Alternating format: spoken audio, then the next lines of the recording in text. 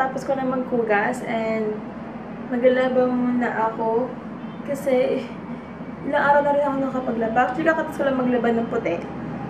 Pero maglalaba ako ngayon. Ay, hindi. Ng colored ata yun. So, maglalaba muna ako ng colored or yung white. Hindi ako sure. So, maglalaba muna tayo. Hindi ako maglalaba.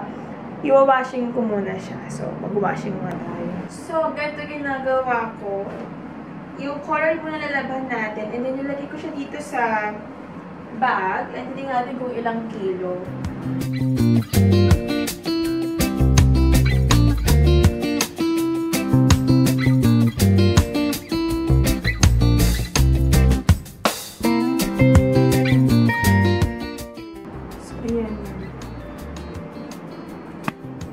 Bago ako nag-start maglaba, naglalagay muna ako ng baking soda. So, we have 1 cup here. And then, maglalagay muna ako ng baking soda. So, we have 1 cup of baking soda. And then, tsaka ko ilalagay dun sa loob. After ng pagkalagay ko, ilalagay ko naman ngayon yung mga damit.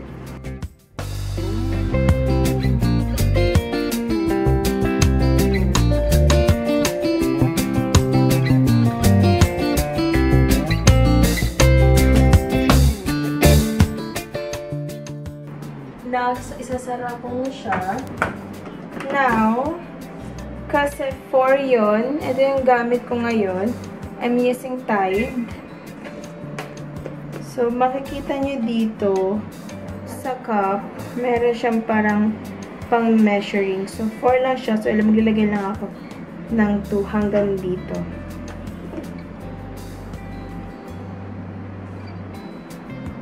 There you go. Yan. And then, tsaka ako lalagyan ng tubig. So, lalagay ko siya dito sa gilid. And then, kasi meron pang mga natira, maglalagay ako ng konting tubig. So, ito na siya. Nilagyan ko na ng tubig. And ginagawa ko, hinahalo ko siya.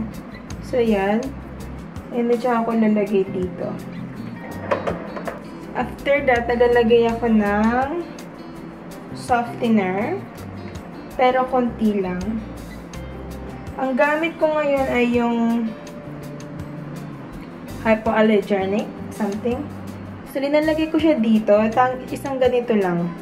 Tama na isang ganito. Lagay dito. And then, tapos na. Pagkatapos yan, hinuhugasan ko tong 2 takip. Ito, tsaka ito, para next na paggamit, malinis. So, isasarado ko na. Yan. So, here you go. I-press ko lang to. And normally, ang ginagamit ko, wash, plus, and dry. So, ito siya. And then, ikutin lang natin to. Ayan. And then, ang linalagyan ko, binabago ko yung, wait lang. Binabago ko yung temperature. Ito, linalagay ko sa cold. Yan, ayan na yung cold. Tsaka ako ipe-press yung play button.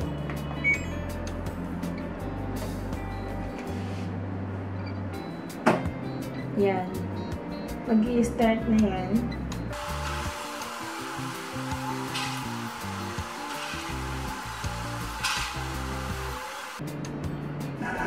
So, may 5 hours and 35 minutes tayo. Wash hanggang dry na yan. Pero meron sometimes, nagbabago kasi yung dry, so hindi natin alam. Tapos yung wash, depende rin yan kung gaano kaninipis at kakakapal yung mga damit. So yun guys, kakatapos ko lang maglaba, as you can see. Ganun ako maglaba, lahat, may mga step paano ko siya laban, lalo na kung dun sa mga puting damit. So ito yung ginagamit ko. Nagbago kami ng brand, yung ginagamit namin. So, ito siya ngayon, Tide.